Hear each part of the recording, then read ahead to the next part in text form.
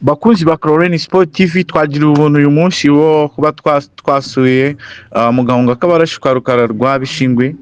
Tugenda gutembera mu gace bita kwa Depite, tubasha guhura n'ingagi ziri gutembera mu mirima y'ibirayi.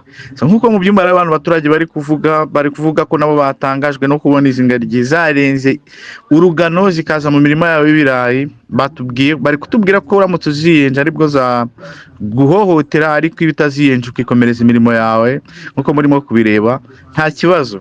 So rero turi hano nka Chlorine Sport ngo tubereke video y'ibyiza biba bigaragara munsi y'ibirunga, natwe nuko twagize amahirwe yo kuba turi kubibona kandi biraryoshye.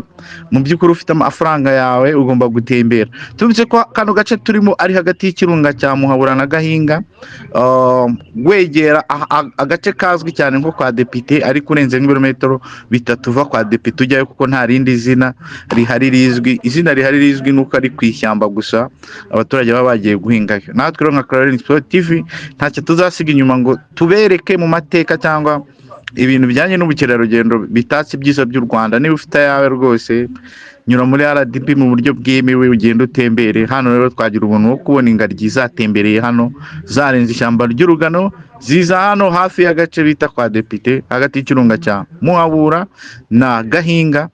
Rero mukore share, mukore like, mukore subscribe, dukomeze tubane. Chlorine Sport TV nakagaruka.